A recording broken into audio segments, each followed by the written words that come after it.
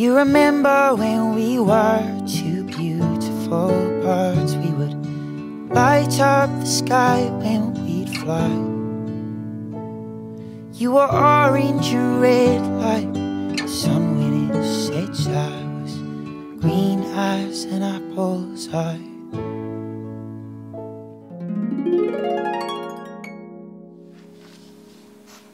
Angkat dada, dorong ke posisi duduk. Kita ulangi sekali lagi.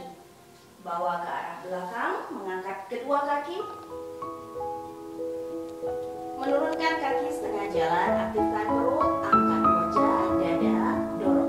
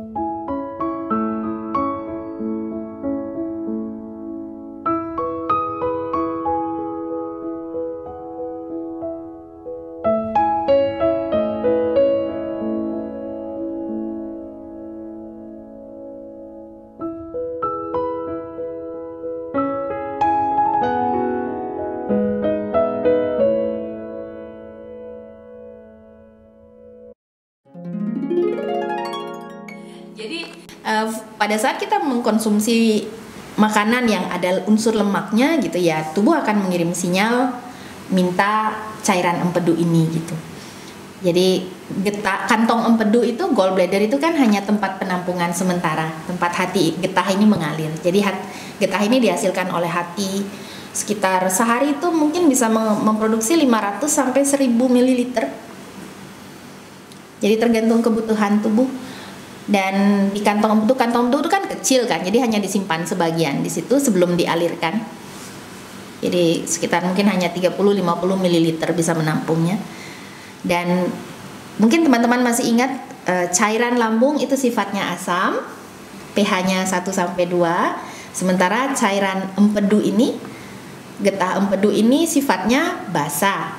Ingat nggak? Saya pernah ngomong begitu. Jadi lebih cenderung lebih basa, pH-nya sekitar mungkin 7-8.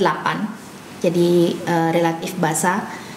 Nah, ini yang cairan lambung asam, cairan empedu basa. Nah, ini membantu menyeimbangkan kadar pH di dalam tubuh kita. Pada saat kita makan, lambung kita kan menghasilkan asam kan. Asam lambung, kemudian makanan yang sudah bercampur dengan asam yang dihasilkan lambung ini kan akan dikirim ke usus gitu kan, proses pencernaan ini dikirim ke usus halus. Bisa membayangkan asam ini kalau mengenai dinding usus, kena dinding usus kan asam itu sifatnya korosif kan, dia akan menggerus dinding usus kan. Nah, supaya itu tidak terjadi pada saat kita mencerna makanan, getah empedu ini akan dialirkan ke usus halus.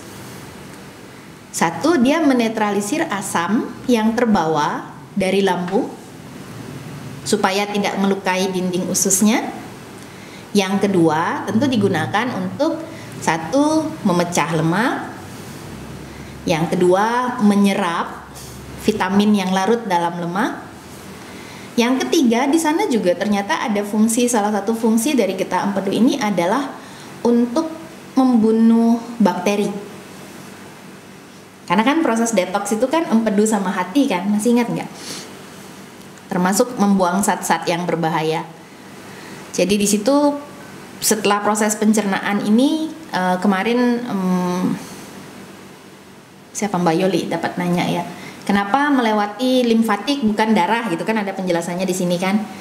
Jadi ya proses pengolahan lemak ini setelah dipecah menjadi partikel yang lebih bisa larut ke dalam air, ya dia akan dialirkan melalui limfatik untuk dibuang melalui feses kita misalnya.